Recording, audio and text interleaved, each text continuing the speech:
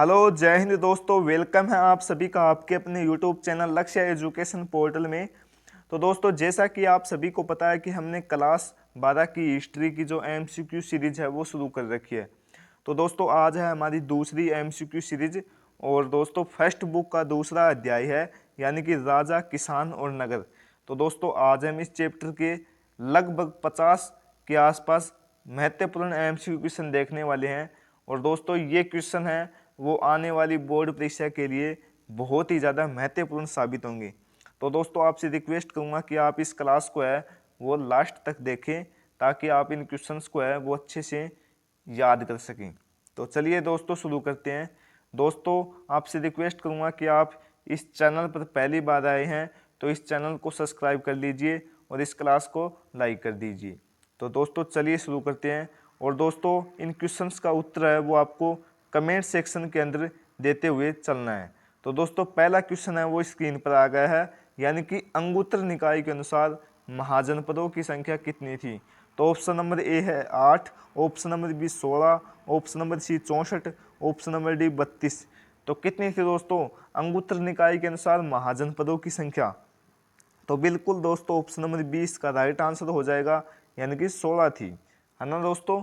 अगला क्वेश्चन देखो दोस्तों, दूसरा क्वेश्चन क्या कह रहा है कि मगध साम्राज्य की स्थापना किसने की। दोस्तों, मोस्ट इंपोर्टेंट क्वेश्चन है, परीक्षा के अंदर देखने को मिल सकता है।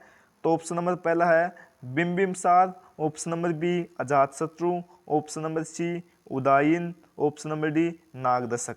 तो क्या हो जाएगा दोस्तों, मगध साम्राज्य की स्थापना किसने की थी। तो बिल्कुल दोस्तों, ऑप्शन नंबर ए इसका राइट आंसर है, यानी कि बिम्बिमसार ने है वो मगध साम्राज्य की स्थापना की थी। अगला क्वेश्चन देखो दोस्तों, तीसरा क्वेश्चन क्या कह रहा है कि चंद्रगुप्त मौर्य का शासनकाल क्या था। तो ऑप्शन नंबर पहला है वो है 544 से लेकर 412 ईसा पूर्व है। ऑप्शन नंबर बी है 491 से लेकर 459 ईसा पूर्व है। ऑप्शन नंबर सी है 344 से लेकर 323 ईसा पूर्व है।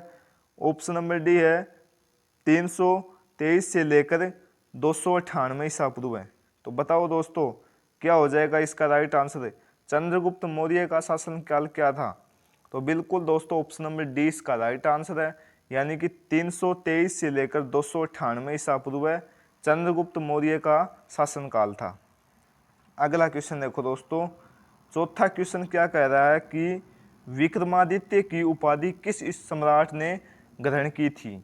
तो ऑप्शन नंबर पहला है चंद्रगुप्त प्रथम, ऑप्शन नंबर बी है चंद्रगुप्त द्वितीय, option number C Samudragupta, option number D Skandagupta. तो क्या हो जाएगा दोस्तों, विक्रमादित्य की उपाधि किस स्मार्ट ने ग्रहण की थी। तो बिल्कुल दोस्तों, ऑप्शन नंबर 20 का राइट आंसर हो जाएगा, यानी कि चंद्रगुप्त द्वितीय ने विक्रमादित्य की उपाधि ग्रहण की थी। पांचवा क्वेश्चन देखो दोस्तों, पांचवा क्वेश्चन क्या कह रहा है कि मुद्रा राक्षस किसकी रचना है। बताओ दोस्तों। तो ऑप्शन नंबर पहला है Kautilya, option number B Vishakh Datta, option number C Megasthenes, option number D इनमें से कोई नहीं। तो क्या हो जाएगा दोस्तों, पांचवे का राइट आंसर बताओ। तो बिल्कुल दोस्तों, ऑप्शन नंबर बी, यानी कि विशाख दत्त ने है वो मुद्रा राक्षस की रचना की थी। अगला क्वेश्चन देखो दोस्तों, छठा क्वेश्चन क्या कह रहा है कि मौर्य साम्राज्य का प्रथम शासक कौन था। तो option number A Bindusara, option number B Chandragupta Maurya, option number C Ashoka, option number D Mahendra. तो क्या हो जाएगा दोस्तों, मौर्य साम्राज्य का प्रथम शासक कौन था। बताओ दोस्तों, छठे का राइट आंसर है। तो बिल्कुल दोस्तों, ऑप्शन नंबर 20 का राइट आंसर है, यानी कि चंद्रगुप्त मौर्य है वो मौर्य साम्राज्य का प्रथम शासक था। मौर्य मौर्य है ना, इसके भी मौर्य और ये मौर्य, ऐसे याद कर लेना है आपको। अगला क्वेश्चन देखो दोस्तों, सातवां क्वेश्चन क्या कह रहा है कि वेदों की संख्या कितनी है। तो ऑप्शन नंबर ए है 4, option number B 5, option number C 3, option number D 8। दोस्तों, मोस्ट इंपोर्टेंट क्वेश्चन है ये भी। बताओ दोस्तों, वेदों की संख्या कितनी है। तो बिल्कुल दोस्तों, ऑप्शन नंबर ए इसका राइट आंसर है। और कौन कौन से है वो वेद। तो दोस्तों हो जाएगा ऋग्वेद, सामवेद, यजुर्वेद और अथर्ववेद, है ना दोस्तों। और सबसे पुराना वेद की बात करें तो वो हो जाएगा ऋग्वेद, है ना। चलिए दोस्तों अगले क्वेश्चन की तरफ बढ़ते हैं। 8वां क्वेश्चन क्या कह रहा है कि देखिए, किस भारतीय शासक को नेपोलियन की संज्ञा दी गई है। तो option number A Chandragupta Maurya, option number B Kanishka, option number C Samudragupta, option number D Harshavardhana. तो क्या हो जाएगा दोस्तों, किस भारतीय शासक को नेपोलियन की संज्ञा दी गई है, बताओ दोस्तों। तो बिल्कुल दोस्तों 8वें का राइट आंसर हो जाएगा ऑप्शन नंबर सी, यानी कि समुद्रगुप्त को दी गई है नेपोलियन की संज्ञा। अगला क्वेश्चन देखो दोस्तों, 9वां क्वेश्चन क्या कह रहा है कि 16 महाजनपदों में सबसे शक्तिशाली महाजनपद कौन सा था। तो option number A Magadha, option number B Avanti, option number C Kosala, option number D Gandhara. क्या हो जाएगा दोस्तों 90 का राइट आंसर बताओ। तो बिल्कुल दोस्तों ऑप्शन नंबर ए, यानी कि मगध है वो 16 महाजनपदों में सबसे अधिक महाजनपद था।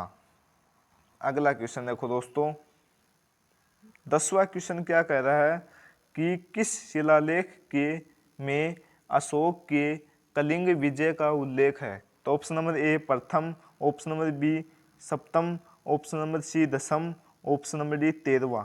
तो क्या हो जाएगा दोस्तों, किस शिलालेख में अशोक के कलिंग विजय का उल्लेख है, बताओ दोस्तों 10वें का राइट आंसर।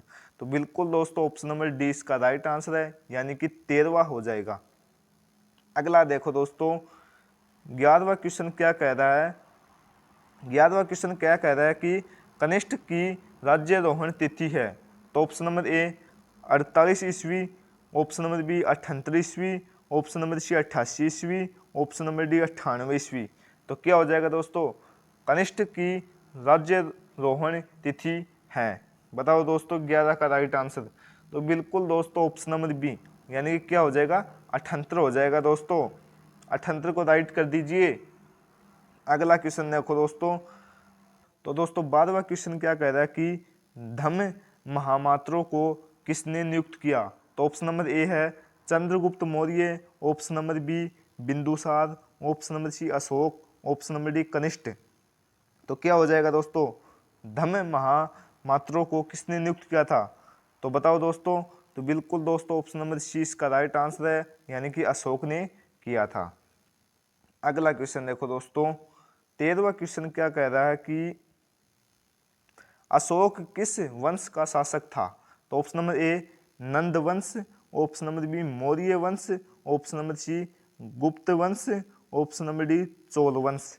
तो किसका हो जाएगा दोस्तों, अशोक किस वंश का शासक था, बताओ दोस्तों 13 का राइट आंसर। तो बिल्कुल दोस्तों ऑप्शन नंबर 20 का राइट आंसर है, यानी कि मौर्य वंश का शासक था अशोक। अगला क्वेश्चन देखो दोस्तों, 14वां क्वेश्चन क्या कह रहा है कि भारतीय इतिहास का कौन सा काल स्वर्ण काल के नाम से भी जाना जाता है। तो ऑप्शन नंबर ए मौर्य काल, ऑप्शन नंबर बी गुप्त काल, ऑप्शन नंबर सी मुगल काल, ऑप्शन नंबर डी अंग्रेजों का काल। तो क्या हो जाएगा दोस्तों, 14 का राइट आंसर बताओ।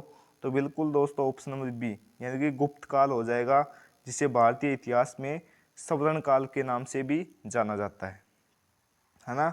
अगला क्वेश्चन देखो दोस्तों, 15वां क्वेश्चन क्या कह रहा है कि प्रयाग प्रशस्ति की रचना किसने की थी। तो option number A Kalidasa, option number B Banabhatta, option number C Harishena, option number D Patanjali. तो दोस्तों बताओ 15 का राइट आंसर क्या हो जाएगा। तो दोस्तों बिल्कुल सही है, इसका राइट आंसर हो जाएगा ऑप्शन नंबर सी, यानी कि हरिशेन ने प्रयाग प्रशस्ति की रचना की थी। अगला क्वेश्चन देखो दोस्तों, 16वां क्वेश्चन क्या कह रहा है कि मौर्यकालीन टकसाल का प्रधान कौन था। तो ऑप्शन नंबर ए कोषाध्यक्ष, ऑप्शन नंबर बी मुद्राध्यक्ष, ऑप्शन नंबर सी पण्याध्यक्ष, ऑप्शन नंबर डी लक्षणाध्यक्ष। बताओ दोस्तों मौर्यकालीन टकसाल का प्रधान कौन था, 16 का राइट आंसर बताओ। तो बिल्कुल दोस्तों ऑप्शन नंबर डी इसका राइट आंसर है, यानी कि लक्षणाध्यक्ष है वो इसका राइट आंसर है। अगला क्वेश्चन देखो दोस्तों, 17वां क्वेश्चन क्या कह रहा है कि राजतरंगिणी के लेखक कौन थे, बताओ दोस्तों राजतरंगिणी के लेखक कौन थे। तो option number A Patanjali, option number B Banabhatta, option number C Vishakhadatta, option number D Kalhana. तो क्या हो जाएगा दोस्तों, राजतरंगिणी के लेखक कौन थे? तो बिल्कुल दोस्तों ऑप्शन नंबर डी इसका राइट आंसर है, यानी कि कल्हण है वो इसका राइट आंसर हो जाएगा। अगला क्वेश्चन देखो दोस्तों, 18वां क्वेश्चन क्या कह रहा है कि अर्थशास्त्र और इंडिका से किस राजवंश के विषय में जानकारी मिलती है? तो ऑप्शन नंबर ए है मौर्य वंश, ऑप्शन नंबर बी कुषाण वंश, ऑप्शन नंबर सी सातवाहन वंश, ऑप्शन नंबर डी गुप्त वंश। बताओ दोस्तों क्या हो जाएगा? 18 का राइट आंसर बताओ दोस्तों। तो बिल्कुल दोस्तों ऑप्शन नंबर ए इसका राइट आंसर है, यानी कि मौर्य वंश है वो इसका राइट आंसर है। अगला क्वेश्चन देखो दोस्तों, 19वां क्वेश्चन क्या कह रहा है दोस्तों? वो कह रहा है कि अर्थशास्त्र की रचना कब हुई थी? तो ऑप्शन नंबर ए है 6ठी शताब्दी ईसा पूर्व में, ऑप्शन नंबर बी 5वीं शताब्दी ईसा पूर्व में, ऑप्शन नंबर सी 4थी शताब्दी ईसा पूर्व में, ऑप्शन नंबर डी 3री शताब्दी ईसा पूर्व में। बताओ दोस्तों कब हुई थी अर्थशास्त्र की रचना? बताओ 19 का राइट आंसर। तो बिल्कुल दोस्तों ऑप्शन नंबर सी इसका राइट आंसर है, यानी कि चौथी शताब्दी ईसा पूर्व में अर्थशास्त्र की रचना हुई थी। अगला क्वेश्चन देखो दोस्तों, 20वां क्वेश्चन क्या कह रहा है कि पतंजलि के महाभाष्य से हमें जानकारी मिलती है। तो ऑप्शन नंबर ए गुप्त काल की, ऑप्शन नंबर बी मौर्य काल की, ऑप्शन नंबर सी प्राक्य मौर्य काल की, ऑप्शन नंबर डी 3री शताब्दी ईसा पूर्व में। बताओ दोस्तों पतंजलि के महाभाष्य से हमें किसकी जानकारी मिलती है? 20 का राइट आंसर बताओ। तो बिल्कुल दोस्तों ऑप्शन नंबर सी, यानी कि पाक्य मौर्य काल की है वो हमें जानकारी मिलती है पतंजलि के महाभाष्य से। अगला क्वेश्चन देखो दोस्तों, 21वां क्वेश्चन क्या कह रहा है कि अर्थशास्त्र के लेखक कौन थे? तो option number A Valmiki, option number B Manu, option number C Kautilya, option number D Vedavyasa. तो क्या हो जाएगा दोस्तों 21 का राइट आंसर? तो बिल्कुल दोस्तों ऑप्शन नंबर सी, यानी कि कौटिल्य हो जाएगा। और वेदव्यास ने की थी महाभारत की रचना। महाभारत की रचना किसने की थी? तो वो हो जाएगा वेदव्यास ने, और वाल्मीकि जी ने रामायण की रचना की थी। मोस्ट इंपोर्टेंट है दोस्तों ये भी। अगला क्वेश्चन देखो दोस्तों, 22वां क्वेश्चन क्या कह रहा है दोस्तों? बिंबिसार का संबंध किस वंश से है? तो ऑप्शन नंबर ए हर्यक से, ऑप्शन नंबर बी गुप्त से, ऑप्शन नंबर सी मौर्य से, ऑप्शन नंबर डी इनमें से कोई नहीं। बताओ दोस्तों बिंबिसार का संबंध है वो किस वंश से है? एक 22 का राइट आंसर बताओ। तो बिल्कुल दोस्तों ऑप्शन नंबर ए इसका राइट आंसर है, यानी कि हर्यक से है। अगला क्वेश्चन देखो दोस्तों, 23वां क्वेश्चन क्या कह रहा है कि वज्जी को सामाजिक ग्रंथों में क्या कहा है? तो ऑप्शन नंबर ए, यानी कि दोस्तों ये मोस्ट इंपोर्टेंट क्वेश्चन है, यानी कि गणसंघ, ऑप्शन नंबर बी गणतंत्र, ऑप्शन नंबर सी राजतंत्र, ऑप्शन नंबर डी इनमें से सभी। बताओ दोस्तों वज्जी को सामाजिक ग्रंथों में क्या कहा गया है? 23 का राइट आंसर बताओ। तो बिल्कुल दोस्तों ऑप्शन नंबर ए, यानी कि गणसंघ कहा गया है वज्जी को सामाजिक ग्रंथों में। अगला क्वेश्चन देखो दोस्तों, 24वां क्वेश्चन क्या कह रहा है कि जनपद शब्द का शाब्दिक अर्थ है? तो ऑप्शन नंबर ए जहां लोग मवेशी रखते हैं, ऑप्शन नंबर बी जहां लोग अपना घर बनाते हैं, ऑप्शन नंबर सी है ए और बी दोनों, ऑप्शन नंबर डी इनमें से कोई नहीं। बताओ दोस्तों जनपद का शाब्दिक अर्थ क्या हो जाएगा? 24 का राइट आंसर बताओ। तो बिल्कुल दोस्तों ऑप्शन नंबर 20 का राइट आंसर है, यानी कि जहां लोग अपना घर बनाते हैं वह जनपद का शाब्दिक अर्थ है। अगला क्वेश्चन देखो दोस्तों, 25वां क्वेश्चन क्या कह रहा है कि पंचचिन्ह वाले सिक्के बने होते थे? तो ऑप्शन नंबर ए सोने के, ऑप्शन नंबर बी चांदी के, ऑप्शन नंबर सी तांबे के, ऑप्शन नंबर डी बी और सी दोनों की, यानी कि चांदी के और तांबे की। बताओ दोस्तों क्या हो जाएगा 25 का राइट आंसर? तो बिल्कुल दोस्तों ऑप्शन नंबर डी, यानी किसके बने होते थे? चांदी और तांबे की। अगला क्वेश्चन देखो दोस्तों, 26वां क्वेश्चन क्या कह रहा है कि अशोक द्वारा प्रचलित बौद्ध धर्म कहाँ प्रचलित नहीं हुआ? तो ऑप्शन नंबर ए शौर्या, option number B Britain, option number D Sri Lanka, option number D Japan. तो बताओ दोस्तों कहाँ प्रचलित नहीं हुआ बौद्ध धर्म? अशोक द्वारा चलाया हुआ। 26 का राइट आंसर बताओ। तो बिल्कुल दोस्तों ऑप्शन नंबर बी, यानी कि ब्रिटेन के अंदर है, वो अशोक द्वारा प्रचलित बौद्ध धर्म है, वो नहीं चला। अगला क्वेश्चन देखो दोस्तों, 27वां क्वेश्चन क्या कह रहा है कि पाटलिपुत्र नगर की स्थापना की गई थी। दोस्तों मोस्ट इंपोर्टेंट क्वेश्चन है भी, यानी कि मुंडक द्वारा, ऑप्शन नंबर बी बिंबिसार द्वारा, ऑप्शन नंबर सी उदयन द्वारा, ऑप्शन नंबर डी अजातशत्रु द्वारा। बताओ दोस्तों 27 का राइट आंसर क्या हो जाएगा? तो बिल्कुल दोस्तों ऑप्शन नंबर सी, यानी कि उदयन द्वारा है वो पाटलिपुत्र नगर की स्थापना की गई थी। अगला क्वेश्चन देखो दोस्तों, 28वां क्वेश्चन क्या कह रहा है कि प्रसिद्ध ग्रंथ इंडिका की रचना किसने की थी? तो option number A Kautilya, option number B Megasthenes, option number C Alberuni, option number C Itsing. बताओ दोस्तों क्या हो जाएगा? इंडिका की रचना किसने की थी? बताओ दोस्तों 28 का राइट आंसर। तो बिल्कुल दोस्तों ऑप्शन नंबर 20 का राइट आंसर है, यानी कि मेगास्थनीज ने इंडिका की रचना की थी। अगला क्वेश्चन देखो दोस्तों, 29वां क्वेश्चन क्या कह रहा है कि प्राचीन भारत में धर्म की शुरुआत किस शासक ने की थी? तो option number A Chandragupta Maurya, option number B Chandragupta द्वितीय, option number C Ashoka, option number D Kanishka. तो बताओ दोस्तों धर्म की शुरुआत किस शासक ने की थी? 29 का राइट आंसर बताओ। तो बिल्कुल दोस्तों ऑप्शन नंबर सी, यानी कि अशोक ने की थी। अगला क्वेश्चन देखो दोस्तों, 30वां क्वेश्चन क्या कह रहा है कि महावीर ने पार्थवनाथ के सिद्धांतों में नया सिद्धांत क्या जोड़ा? तो ऑप्शन नंबर ए अहिंसा, option number B ब्रह्मचार्य, option number सी सत्य, ऑप्शन नंबर डी अपरिग्रह। बताओ दोस्तों क्या हो जाएगा? महावीर ने पार्श्वनाथ के सिद्धांतों में क्या नया जोड़ा था? बताओ दोस्तों 30 का राइट आंसर। तो बिल्कुल दोस्तों ऑप्शन नंबर बी, यानी कि ब्रह्मचार्य है वो जोड़ा था। अगला क्वेश्चन देखो दोस्तों, 31वां क्वेश्चन क्या कह रहा है कि कलिंग युद्ध कब हुआ था? तो ऑप्शन नंबर ए 261 ईसा पूर्व है, ऑप्शन नंबर बी 251 ईसा पूर्व है, ऑप्शन नंबर सी 263 ईसा पूर्व है, ऑप्शन नंबर डी है 253 ईसा पूर्व है। बताओ दोस्तों कलिंग युद्ध कब हुआ था? 31 का राइट आंसर बताओ दोस्तों क्या हो जाएगा? तो बिल्कुल दोस्तों ऑप्शन नंबर ए इसका राइट आंसर हो जाएगा, यानी कि 261 ईसा पूर्व हो जाएगा। अगला क्वेश्चन देखो दोस्तों, 32वां क्वेश्चन क्या कह रहा है कि फूट डालकर विजय प्राप्त करने का कार्य सर्वप्रथम किस राजा ने किया? तो option number A Ajatashatru, option number B Pushyamitra Shunga, option number C Ashoka, option number D Samudragupta. बताओ दोस्तों फूट डालकर विजय प्राप्त करने का कार्य सर्वप्रथम किस राजा ने किया था? 32 का राइट आंसर बताओ। तो बिल्कुल दोस्तों ऑप्शन नंबर ए, यानी कि क्या हो जाएगा? अजातशत्रु। अगला क्वेश्चन देखो दोस्तों, 33वां क्वेश्चन क्या कह रहा है कि जीवक वेद किस वंश के काल में था? तो option number A Maurya, option number B Gupta, option number C Haryanka, option number D Kushan. बताओ दोस्तों जीवक नामक वेद किस वंश के काल में था? 33 का राइट आंसर बताओ। तो बिल्कुल दोस्तों ऑप्शन नंबर सी, यानी कि हर्यक का काल में था।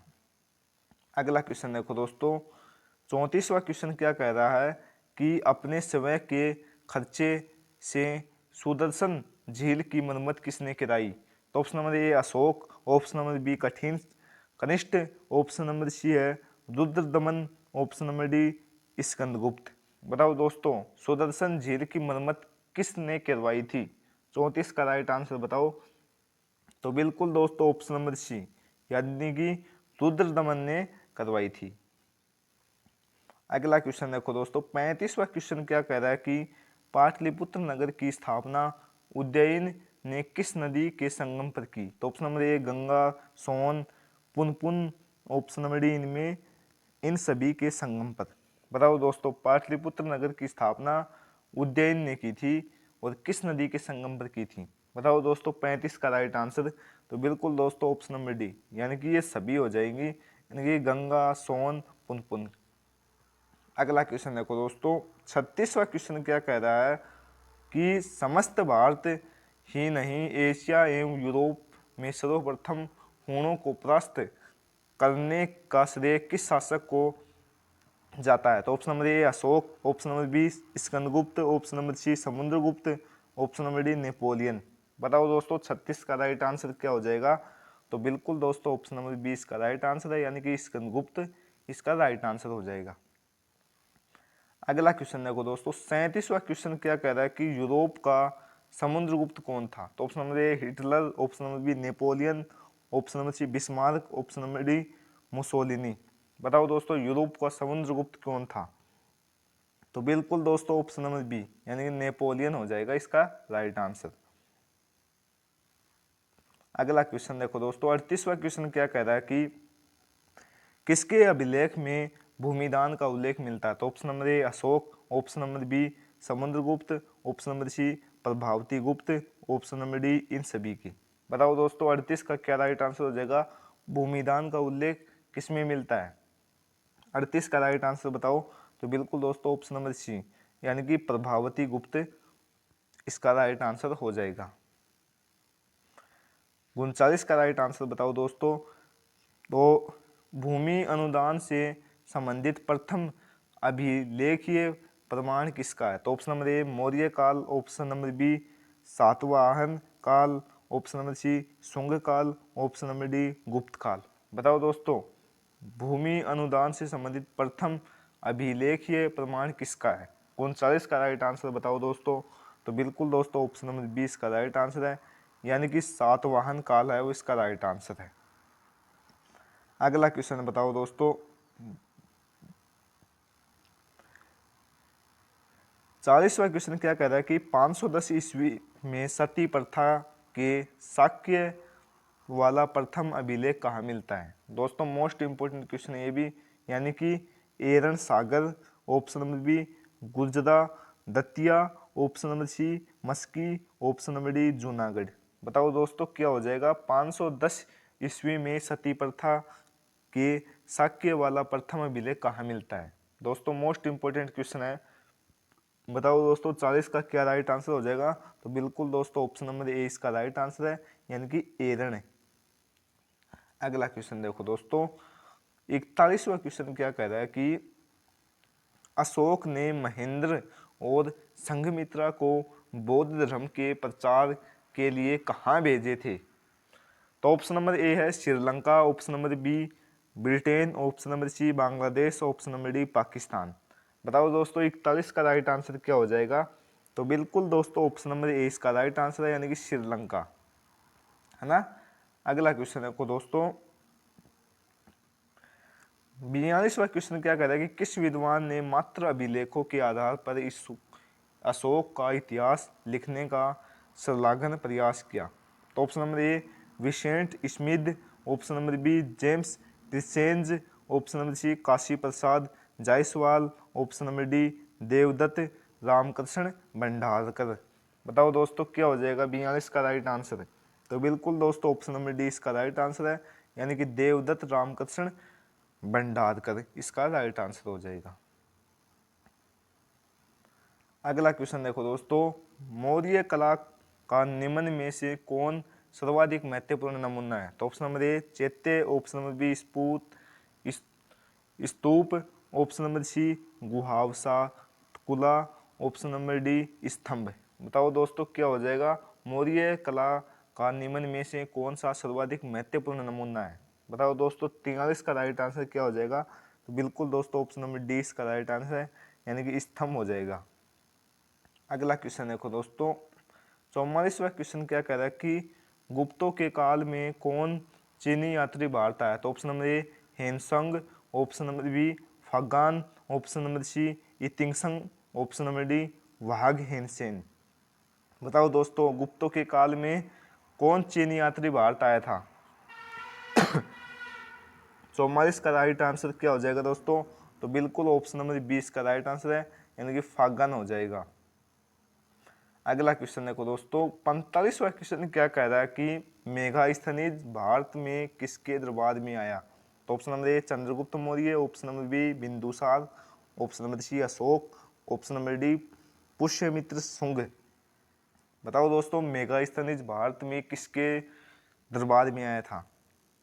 45 का राइट आंसर क्या हो जाएगा दोस्तों? तो बिल्कुल दोस्तों ऑप्शन नंबर ए इसका राइट आंसर है, यानी कि चंद्रगुप्त मौर्य के शासनकाल में।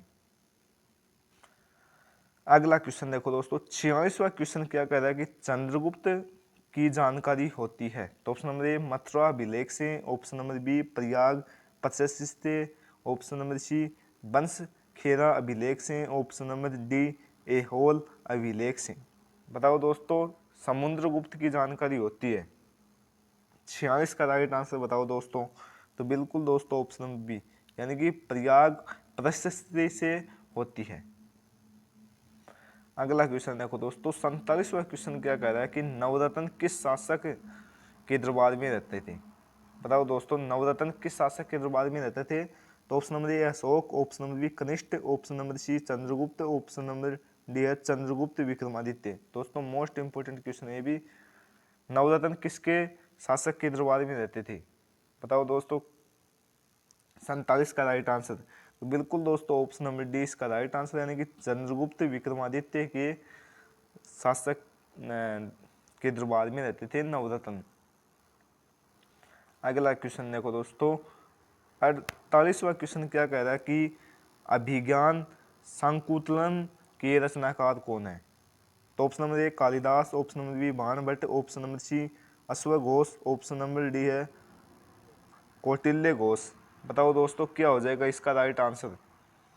अभिज्ञान शाकुंतलम के रचनाकार कौन है। बताओ दोस्तों 48 का राइट आंसर क्या हो जाएगा। तो बिल्कुल दोस्तों ऑप्शन नंबर ए इसका राइट आंसर, यानी कि कालिदास जी हो जाएगा अभिज्ञान शाकुंतलम के रचनाकार। अगला क्वेश्चन देखो दोस्तों, 49वां क्वेश्चन क्या कह रहा है कि प्राचीन भारत में अभिलेख की शुरुआत किस शासक ने की। तो option number A Chandragupta Maurya, option number B Ashoka, option number C Chandragupta, option number D Samudragupta. क्या हो जाएगा दोस्तों, प्राचीन भारत में अभिलेख की शुरुआत किस शासक ने की थी। 49 का राइट आंसर बताओ दोस्तों। तो बिल्कुल दोस्तों ऑप्शन नंबर बी, यानी कि अशोक ने की थी। अगला क्वेश्चन देखो दोस्तों, 50वां क्वेश्चन क्या कह रहा है कि किस शासक को प्रियदर्शी कहा गया है। तो option number A Ashoka, option number B Samudragupta, option number C Chandragupta, option number D Bindusara. बताओ दोस्तों प्रियदर्शी किस शासक को कहा गया है। 50 का राइट आंसर बताओ। तो बिल्कुल दोस्तों ऑप्शन नंबर ए इसका राइट आंसर हो जाएगा, यानी कि अशोक। अगला क्वेश्चन देखो दोस्तों, 51वां क्वेश्चन क्या कह रहा है कि मेगास्थनीज ने अपने यात्रा वृत्तांत में भारत के समाज को कितने वर्गों में विभाजित किया। तो option number A 6, option number B 7, option number C 8, option number D 5। बताओ दोस्तों मेगास्थनीज ने अपने यात्रा वृत्तांत में भारतीय समाज को कितने वर्गों में विभाजित किया है। तो बिल्कुल दोस्तों ऑप्शन नंबर बी इसका राइट आंसर, यानी कि 7 हो जाएगा। अगला क्वेश्चन देखो दोस्तों, 52वां क्वेश्चन क्या कह रहा है कि एलोरा में कैलाश मंदिर किस राजवंश ने निर्मित करवाया। तो option number A Chola, option number B Pallava, option number C Chalukya, option number D Rashtrakuta. बताओ दोस्तों कैलाश मंदिर किस राजवंश ने निर्मित करवाया था। 52 का राइट आंसर बताओ दोस्तों। तो बिल्कुल दोस्तों ऑप्शन नंबर डी इसका राइट आंसर है, यानी कि राष्ट्रकूट हो जाएगा। अगला क्वेश्चन देखो दोस्तों, ये देखो दोस्तों पुराणों की संख्या कितनी है। तो ऑप्शन नंबर ए 16, 18, 20, 19। बताओ दोस्तों पुराणों की संख्या कितनी है। 53 का राइट आंसर बताओ दोस्तों। तो बिल्कुल दोस्तों ऑप्शन नंबर 20 का राइट आंसर है, यानी कि 18 हो जाएगा। अगला क्वेश्चन देखो दोस्तों, 54वां क्वेश्चन क्या कह रहा है कि तक्षशिला विश्वविद्यालय कहाँ स्थित था। दोस्तों ये भी मोस्ट इंपोर्टेंट क्वेश्चन है। पाकिस्तान, बांग्लादेश, भारत, बर्मा। बर्मा दोस्तों नेपाल को कहा जाता था उस समय, है ना। तक्षशिला विश्वविद्यालय कहाँ स्थित है दोस्तों, बताओ जल्दी से। तो बिल्कुल दोस्तों ऑप्शन नंबर ए इसका राइट हो जाएगा, यानी कि पाकिस्तान में तक्षशिला विश्वविद्यालय स्थित है था। 55वां क्वेश्चन देखो दोस्तों, धम्म की शुरुआत किसने की थी। धम्म। तो option number A Chandragupta Maurya, option number B Chandragupta Vikramaditya, option number C Ashoka, option number D Kanishka. बताओ दोस्तों धम्म की शुरुआत किसने की थी। 55 का राइट आंसर बताओ। तो बिल्कुल दोस्तों ऑप्शन नंबर सी इसका राइट आंसर हो जाएगा, यानी कि अशोक ने धम्म की शुरुआत की थी। अगला देखो दोस्तों, तो ओके दोस्तों आज की क्लास के लिए इतना ही। दोस्तों अगर आप भी हमारे व्हाट्सएप ग्रुप में जुड़ना चाहते हैं तो मैं आपको नंबर बता रहा हूँ 9 90796157773, जिसमें दोस्तों आपको फ्री में इस व्हाट्सएप ग्रुप में पीडीएफ और नोट्स हैं वो दिए जाते हैं। इस क्लास की पीडीएफ है इसी ग्रुप के अंदर आपको भेजी जाती है। अगर आप भी जुड़ना चाहते हैं तो दिए हुए व्हाट्सएप नंबर पर आप में मैसेज कर देना। दोस्तों फिर से बता देता हूँ, 9079615773, ये हमारे व्हाट्सएप नंबर है। व्हाट्सएप ग्रुप में जुड़ने के लिए आप इन नंबर पर मैसेज कर देना। दोस्तों कुछ भी मैसेज कर देना, मैं आपको व्हाट्सएप ग्रुप के अंदर जोड़ दिया जाएगा। तो दोस्तों आपको कमेंट सेक्शन के अंदर बताना आपको कितने सवाल है वो सही हुए 55 में से, और आपको ये क्लास कैसी लगी। तो दोस्तों मिलते हैं अगले महत्वपूर्ण चैप्टर के मोस्ट इम्पोर्टेंट क्वेश्चंस को लेकर। तब तक के लिए जय हिंद, जय भारत।